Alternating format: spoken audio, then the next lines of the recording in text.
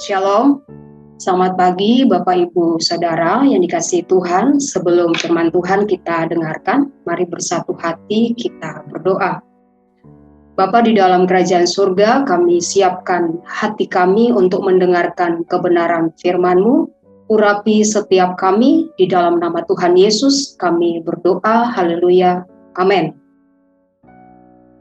Baik Bapak Ibu yang dikasihi Tuhan, pada hari ini kebenaran firman Tuhan yang akan saya sampaikan, saya beri judul Hidup dalam Kasih. Mengapa saya mengambil topik ini Bapak Ibu Saudara? Karena hari-hari ini di dunia akhir zaman ini ada begitu banyak hal yang kita lihat yang memperlihatkan bahwa kasih semakin hari semakin memudar. Kasih semakin hari semakin dingin, saudara. Sehingga hari ini saya tertarik untuk mengangkat topik tentang kasih. Kalau kita lihat kata kasih, Bapak Ibu Saudara kekasih Tuhan, itu mungkin satu kata yang sangat simpel, sangat sederhana, dan itu sudah identik dengan kehidupan kita sebagai orang percaya. Karena biasanya di mana-mana orang akan berkata, oh itu orang Kristen. Kenapa? Karena diketahui dari kehidupan yang penuh kasih itu. Tetapi hari ini kita akan belajar kasih yang seperti apa yang dimaksudkan di dalam hidup kita sebagai orang percaya yang seharusnya kita miliki hari ini. Kalau kita lihat kasih Kristus, Bapak Ibu Saudara, kasih Kristus adalah kasih yang tanpa syarat, kasih yang tanpa menuntut imbalan. Dan kita bisa lihat di dalam Yohanes pasal 3 ayat 16, di situ jelas firman Tuhan mengatakan bahwa karena begitu besar kasih Allah akan dunia ini, sehingga ia telah mengaruniakan anaknya yang tunggal, Tuhan kita Yesus Kristus, supaya setiap orang yang percaya kepadanya tidak binasa, melainkan beroleh hidup yang kekal. Itu kasih yang tanpa syarat Bapak Ibu, kasih yang tulus, kasih yang murni yang berasal dari Tuhan. Nah, kita akan lihat sama-sama di dalam surat Rasul Paulus kepada jemaat Tuhan yang ada di Roma pasal 12 ayatnya yang ke-9. Hendaklah kasih itu jangan pura-pura, jauhilah yang jahat dan lakukanlah yang baik. Sekali lagi, hendaklah kasih itu jangan pura-pura, jauhilah yang jahat dan lakukanlah yang baik. Bapak Ibu Saudara, Rasul Paulus menulis surat ini kepada jemaat Tuhan yang ada di Roma, karena pada saat itu mereka dalam keadaan yang tidak baik-baik saja. Yang saya maksudkan dengan tidak baik-baik saja adalah pada saat itu terjadi konflik di dalam gereja antara orang-orang Kristen Yahudi dan orang-orang Kristen non-Yahudi pada saat itu. Bukan saja ada tekanan, ada konflik di dalam gereja, tetapi di luar gereja pun ada penganiayaan yang dialami oleh jemaat Tuhan pada saat itu, dari pihak bangsa Romawi, juga Yunani, dan orang-orang Yahudi yang tidak percaya Yesus. Jadi ada begitu banyak hal yang terjadi yang membuat mereka diperingatkan oleh Rasul Paulus, dinasihati oleh Rasul Paulus, supaya dalam keadaan yang seperti itu, mereka harus tetap punya kasih yang tulus, kasih yang mau mengasihi, mengampuni orang-orang yang mungkin sudah menyakiti mereka pada saat itu. Nah, kita lihat di dalam ayat 9 tadi, firman Tuhan berkata, hendaklah kasih itu jangan pura-pura. Bapak Ibu Saudara, kata pura-pura pada ayat ini memakai kata anupokritos. Anupokritos artinya tulus, ikhlas. Kasih mereka harus tulus, harus ikhlas kepada orang-orang yang menyakiti mereka. Nah, di dalam Alkitab Bahasa Indonesia sehari-hari memakai kalimat kasihilah dengan ikhlas, Bapak Ibu. Dan NIV atau New International Version di dalam Alkitab bahasa Inggris, Bapak Ibu Saudara, itu memakai kata sincere atau kasih harus murni. Dan di dalam New King James Version itu memakai kata hypocrisy atau kasih yang tidak munafik. Artinya bahwa ketika kita mengasihi orang yang ada di sekitar kita, kasih kita harus murni, kasih kita harus tulus, saudara.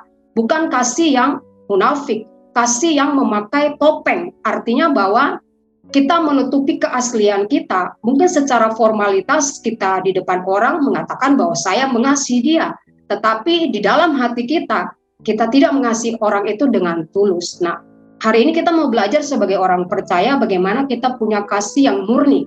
Dan kasih yang murni, Bapak Ibu Saudara, kekasih Tuhan, adalah kasih yang keluar dari hati. Itu bukan sesuatu yang dibuat-buat, Bapak Ibu Saudara. Itu bukan topeng yang kita pakai, tetapi benar-benar keluar dari hati kita untuk mengasihi Tuhan dan juga sesama kita. Jangan sampai kita mengasihi Tuhan ketika kita hanya butuh Tuhan. Kita mengasihi Tuhan, kita rajin ke gereja, kita banyak melakukan kegiatan-kegiatan gerejawi, tetapi sebenarnya ada maunya. Jadi ada motivasi. Nah, kasih yang murni adalah kasih yang tanpa motivasi yang salah, yang menguntungkan diri sendiri. Tetapi kasih yang murni, kasih yang tulus adalah bagaimana kita mengasihi dengan hati. Karena itu adalah ekspresi yang benar-benar asli, otentik, keluar dari hidup kita sebagai orang percaya. Ini hal yang pertama, Bapak Ibu Saudara. Hidup dalam kasih. Kasih yang seperti apa? Yang pertama adalah kasih yang murni, kasih yang tulus di dalam hidup kita sebagai orang percaya. Kemudian di dalam 1 Timotius 1 ayat 5, kita akan lihat sama-sama ayat ini.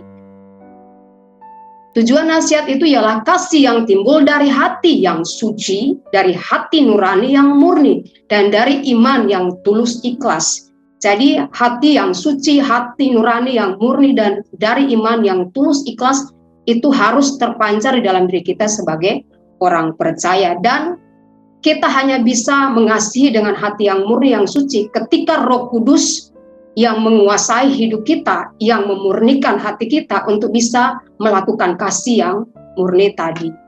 Itu hal yang pertama, Bapak Ibu Saudara. Kemudian kita melihat hal yang kedua dari ayat ini, kasih yang seperti apa yang Tuhan mau ada dalam hidup kita orang percaya. Yang kedua adalah menjauhkan diri dari kejahatan dan melakukan kebaikan. Kita lihat sama-sama, Bapak Ibu Saudara, kata jauhi di dalam ayat ini, di dalam versi bahasa Inggris memakai kata hate. Artinya kita harus membenci yang jahat. Nah, di dalam bahasa aslinya apostogoe, itu artinya juga membenci. Artinya bahwa kita bukan saja menjauhi kejahatan, tetapi kita harus membenci kejahatan di dalam hidup kita dan melakukan kebaikan.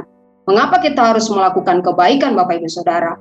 Karena di dalam 2 Timotius 3 ayat 17, di situ jelas juga firman Tuhan berkata bahwa kita ini diciptakan untuk melakukan perbuatan-perbuatan baik. Salah satunya adalah mengasihi, salah satunya adalah melakukan yang namanya kasih.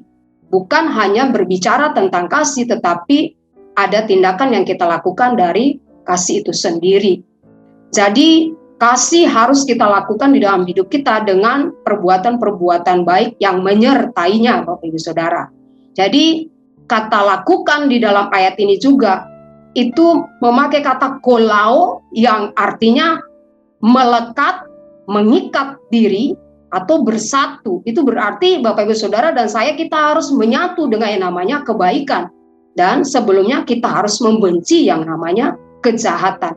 Hari ini apapun juga yang kita hadapi, kita alami, ketika ada banyak orang mungkin melakukan hal-hal yang menyakiti hati kita, Bapak Ibu Saudara, kita harus tetap bisa mengasihi orang-orang yang menyakiti kita.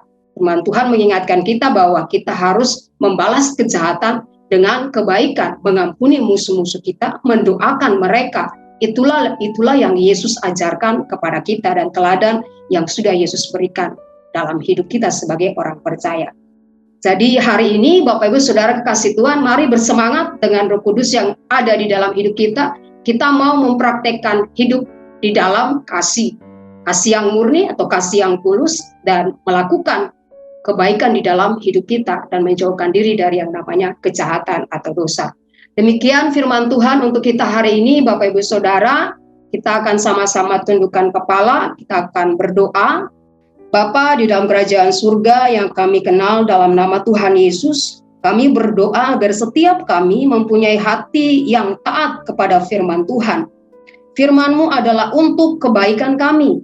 Karena firman-Mu mengandung janji, walaupun terkadang kami tidak mengerti, tetapi pimpinlah kami untuk tetap mampu melakukannya. Mari dekapkan kedua tangan kita di dada.